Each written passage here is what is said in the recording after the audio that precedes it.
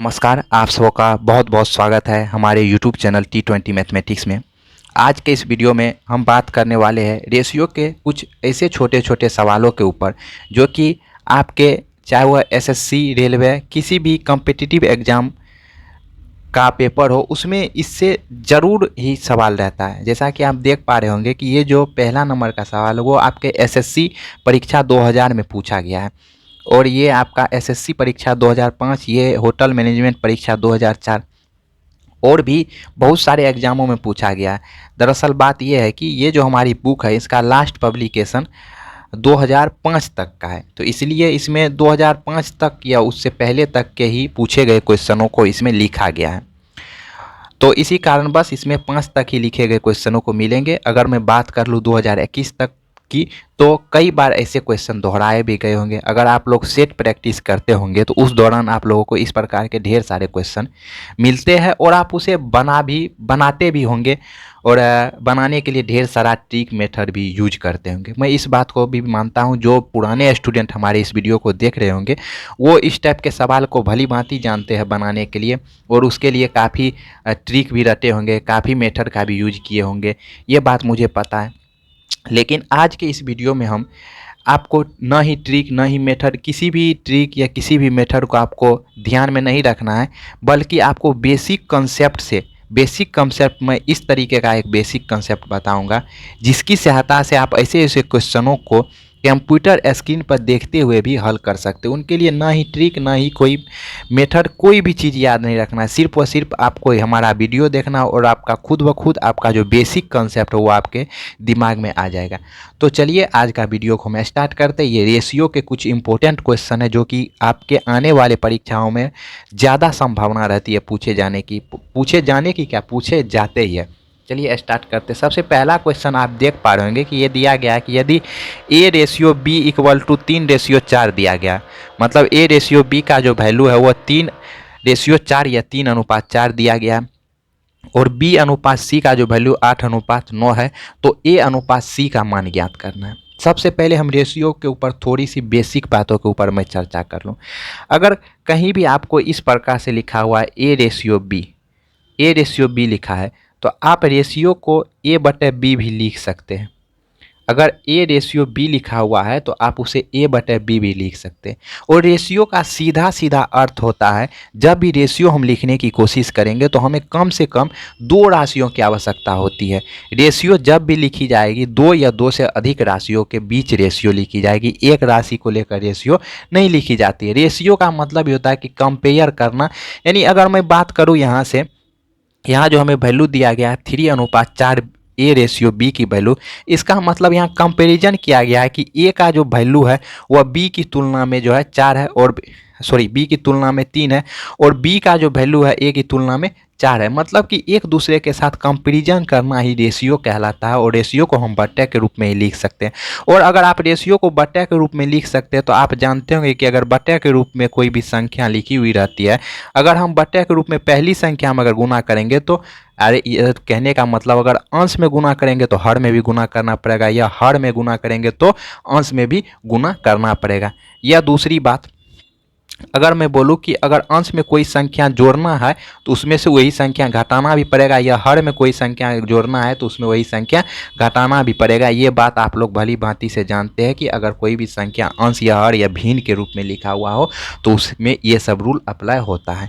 लेकिन यहाँ हमको सिर्फ और सिर्फ एक ही चीज़ रेशियो में हमें यूज होगा, जो कि ये चीज़ यूज होगा, अगर रेशियो के किसी भी पद में हम गुना करेंगे, अंश में करेंगे तो हर में भी करना पड़ेगा। या दूसरी भाषा में हम बोल दें कि अगर रेशियो के दूसरे पद यानी b में अगर किसी संख्या से गुना करेंगे तो उसके पहले पद a में भी गुना करना पड़ेगा। ऐसा क्यों होता है?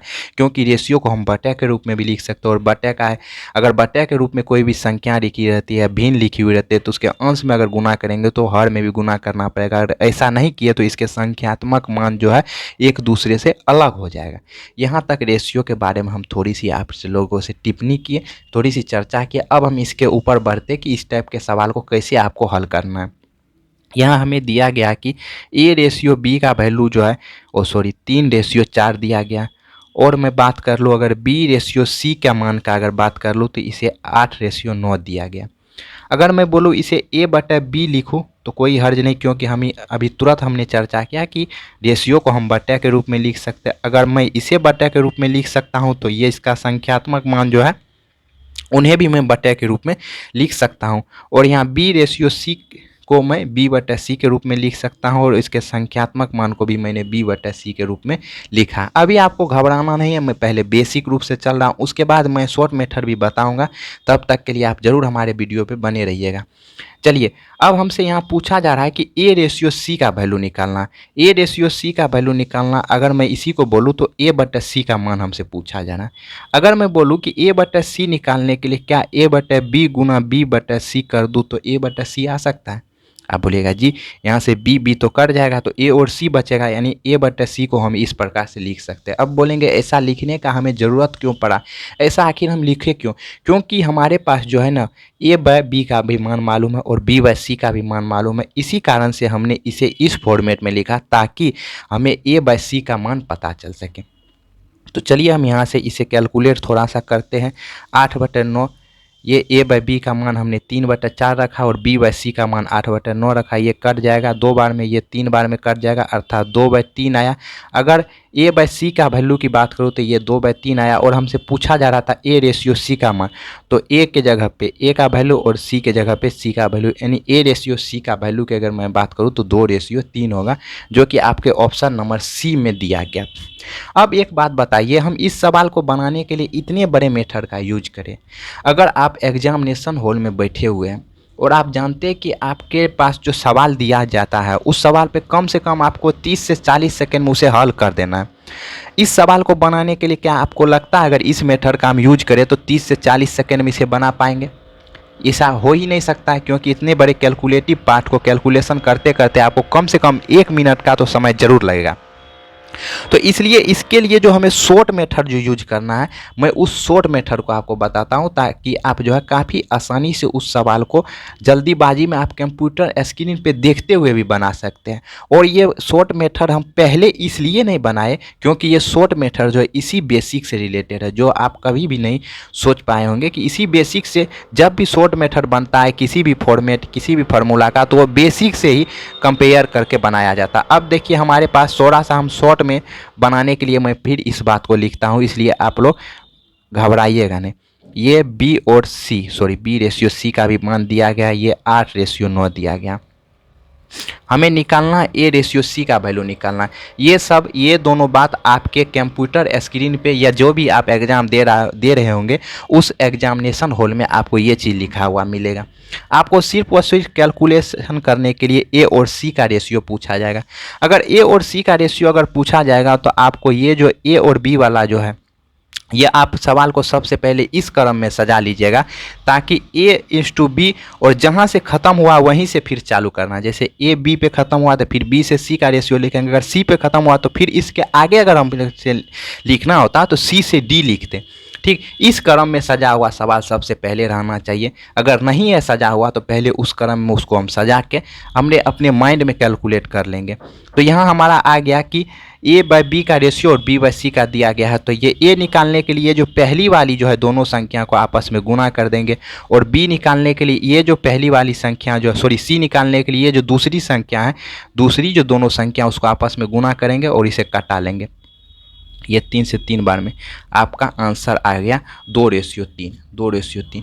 आखिर हम ये काम किए कैसे, ये इस बात को हमने कैसे सोच पाया? इसको हमने ये मेथड से ही सोच पाया। ये जो हमने बेसिक किया था, बेसिक हम निकालने के लिए हमने देखा था कि ए निकालने के लिए क्या करना पड़ रहा था, हमें ए और बी को गुना करना पड़ रहा था। तो इसलिए हम ए निकालने के लिए ए और बी को यहाँ गुना किए, और सी निकालने के लिए हम बी और सी को गुना यहाँ कर रहे थे, इसलिए सी निकालने के लिए बी और सी को गुना किए। ये चीज़ बेसिक से ही लेकर हम आपके पास आए हैं, और बेसिक मेथड ही सबसे बेस्ट मेथड होता है, और इसी मेथड का उपयोग करके आप किसी भी बड़े से बड़े सवाल को आसानी से बना सकते हैं। इसी में हम थोड़ा सा मॉडिफाई करके आपको एक चीज़ बताना चाहेंगे। कभी कभी आपके एग्जाम में जो है सवाल उलझाने के लिए इस प्रकार से दिया रहेगा, जैसे ए और बी का मान आपको 3:4 दिया रहेगा, और आपका सी और बी का रेशियो दिया रहेगा 9 और 8।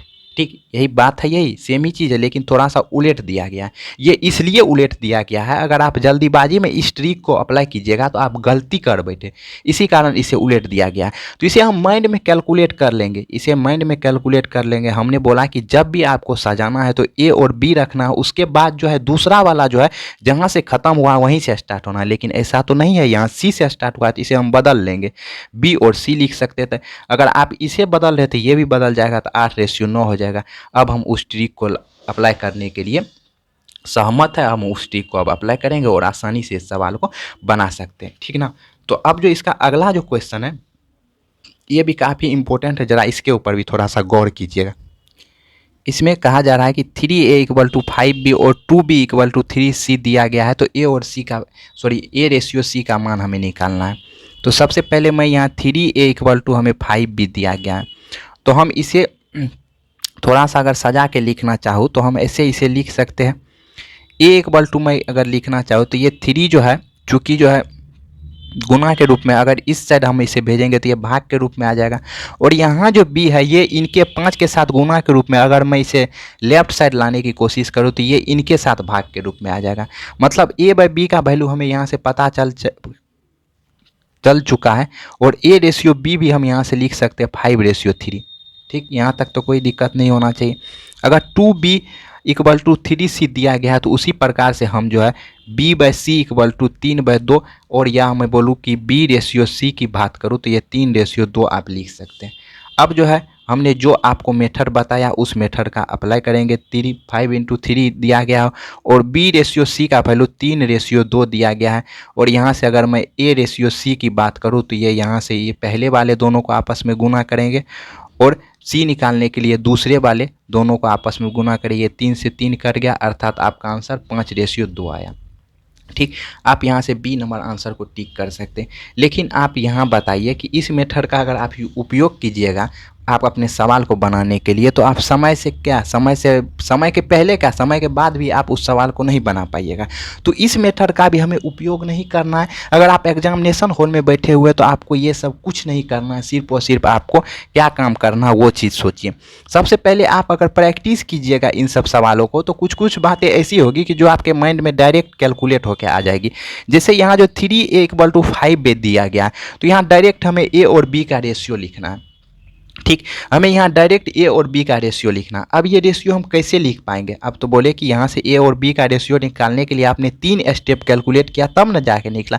लेकिन ज़रा देखिए मेरे भाई, अगर हमने यहाँ बेसिक रूप से चला तो एक चीज़ आप यहाँ गौर किए होंगे, बेसिक में जो ए के साथ था संख्या, वो संख्या वास्तव में बी के साथ चले गया, और बी के साथ जो संख्या था वो ए के पास चले गया। मेरे कहने का मतलब, अगर कोई भी संख्या का संख्यात्मक मान इस प्रकार से बराबर के रूप में दिया गया और अगर हमें रेशियो लिखना हो तो जो भी ए का गुणांक होगा वो वास्तव में बी का रेशियो होगा, और जो बी का गुणांक होगा वास्तव में ए का रेशियो होगा। क्योंकि जब हम इन्हें बेसिक रूल से अप्लाई करके रेशियो लिखने का कोशिश किए तो हमें ये नज़ारा सामने आया। अर्थात हम A/B का वैल्यू यहाँ से बोल सकते हैं, क्योंकि ए का जो रेशियो अनुपातिक मान होगा वो बी के बगल में जो गुणांक के रूप में होगा वो होगा, और बी का जो अनुपातिक मान होगा वो ए के बगल में गुणांक के रूप में जो होगा वही होगा। अर्थात A/B का मान अब आप अपने माइंड में कैलकुलेट करके अगर वहाँ लिखना चाहे एग्जामिनेशन हॉल में तो लिख सकते हैं, अन्यथा आप ध्यान भी रख सकते हैं। और B/C की अगर मैं बात करूँ, B/C की, तो B का जो मान होगा वो C के बगल में जो गुणांक में होगा, और C का जो मान होगा जो B के बगल में गुणांक के रूप में होगा। अब यहाँ A और C निकालने के लिए आप तो जानते ही है, सबसे पहले यहाँ चेक कर लेंगे ए बी है और बी पे ख़त्म हुआ है तो बी से ही चालू हुआ था, अर्थात ये दोनों पहले वाले को आपस में गुना, और सी निकालने के लिए ये दोनों आखिरी वाले को आपस में गुना। 3 से 3 कट गया, ये आपका आंसर 5:2 आ चुका है, जो कि आपके बी नंबर ऑप्शन में दिया गया। ये सब जो भी और सवाल आप देख पा रहे होंगे, मैं इस सारे सवाल को आपको डिटेल में करवाऊंगा, डिटेल रूप से बताऊंगा, जो आपको हमारे वीडियो के नेक्स्ट पार्ट में देखने के लिए मिलेगा। तब तक के लिए धन्यवाद।